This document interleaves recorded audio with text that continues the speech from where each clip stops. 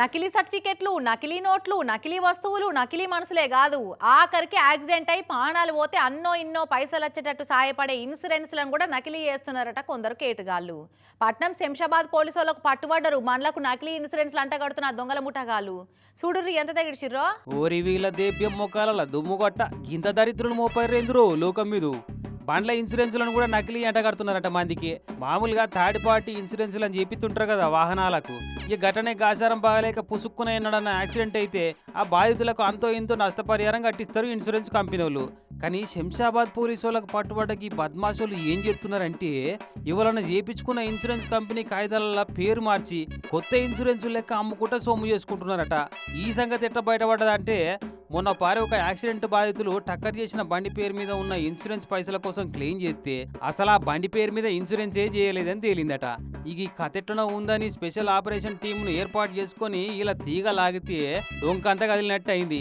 మొత్తం 14 మంది పట్టుబడ్డారట దొంగ పడివేగాలు.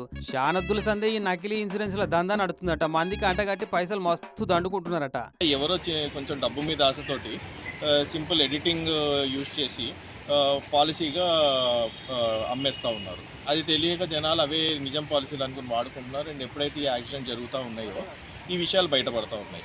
వన్స్ ఈ విషయం బయటపడిన తర్వాత ఎవరైతే బాధితులు ఉన్నారో వాళ్ళు బాగా నష్టపోతూ ఉన్నారు. సో ఈ ప్రక్రియలో మేము చూసింది ఏంటంటే ఈ జనరల్గా ఆర్టీఓస్లో బాగా జరుగుతూ ఉన్నాయి. ఇన్నరా మరి ఈ బట్టెవాయిగాలు ఎంతమందికి నకిలీ ఇన్సూరెన్స్లు అంటగట్టిరో ఇప్పటిదాకా. ఇంట్లో మెయిన్గా 3 ఉన్నారట. అందులో ఒకటి బహదూర్పురాలో ఉంటాడట, ఇంకోటి శంషాబాద్ ఆర్బీ నగర్లో ఉంటాడట. బహదూర్పురాలో ఉండే ఓవైస్ అనేటోడు శ్రవణ్ కుమార్ అనేటోనికి నకిలీ ఇన్సూరెన్స్ కాగితాలను కంప్యూటర్లో తయారు చేసి పంపిస్తాడట. ఇక దాన్ని ప్రింటింగ్ చేసుకొని బండ్ల రిజిస్ట్రేషన్ చేపిస్తాడట వాడు. ఇక వీళ్ళకి శివకుమార్ అనేటోడు ఇంకోడు సపోర్ట్ అట. ఈ ముగ్గురే కాదు ఇంకా చాలా మంది ఉన్నారట. కానీ ఇప్పటికైతే మొత్తం 14 మందిని దొరకబట్టిరట. చూసిరు కదా మరి అటుకే ఎవరెవరు బండ్లు కొన్నారో ఎవరెవరు ఇన్సూరెన్సులు చేయించుకున్నారో.